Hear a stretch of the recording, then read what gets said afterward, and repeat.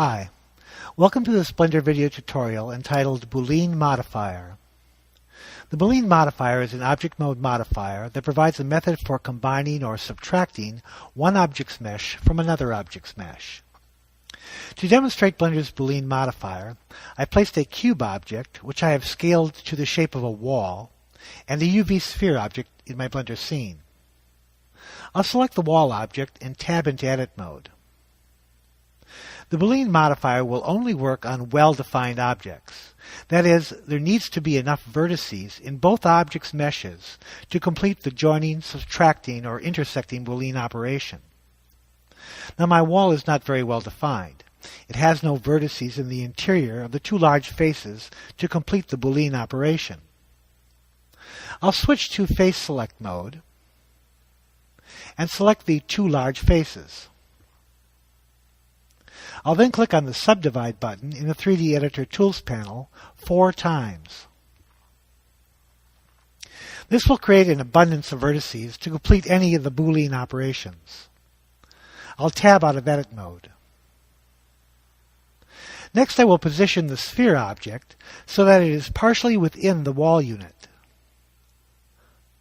I'll go into wireframe display mode so that you can see this better. I'll select the wall object and click on the Modifier Context icon in the Properties panel. I'll click on the Add Modifier button and add a Boolean modifier to the wall object.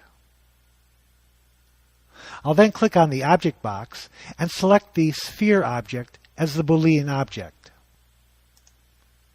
By default, the Boolean operation is set to intersect.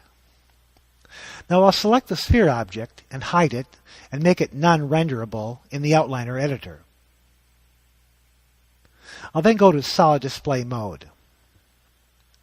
The intersection Boolean operation results in a mesh that was common to both the original object and the Boolean object. In this case, the common area was a portion of the inside of the wall. Like all Blender modifiers, the modifier result is displayed in the 3D viewport and in the rendering. However, it's a procedural or generated result.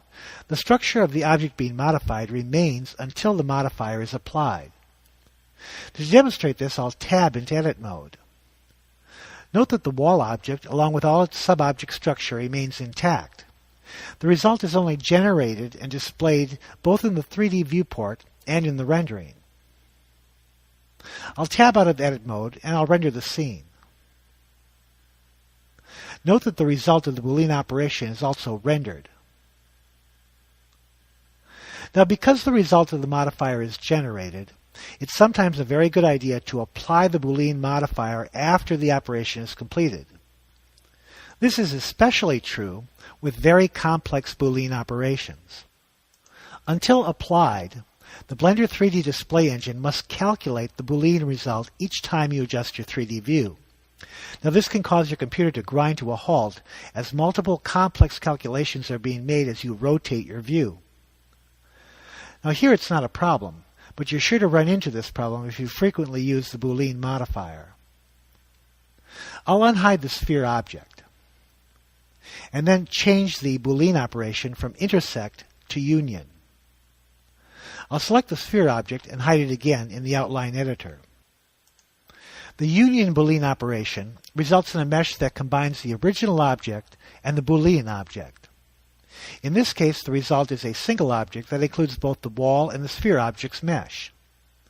There is, however, a difference between this and Blender's Join tool, which does much the same thing. I'll apply the Boolean modifier. I'll then tab into Edit mode, and I'll deselect the faces and go to Vertex Select. I'll also go to Wireframe Display mode. Note that the union Boolean operation joined the wall and the sphere objects together, but also removed all of the sphere vertices that overlap the wall. In this sense, the union Boolean operation is the exact opposite of the intersect Boolean operation. I will Control-Z undo the application of the union Boolean modifier and restore the original wall object. I'll go to Solid Display mode. I'll unhide the sphere object and change the Boolean operation from union to difference. I will then again hide the sphere object. The difference Boolean operation results in a mesh that subtracts the Boolean object's mesh from the original object's mesh.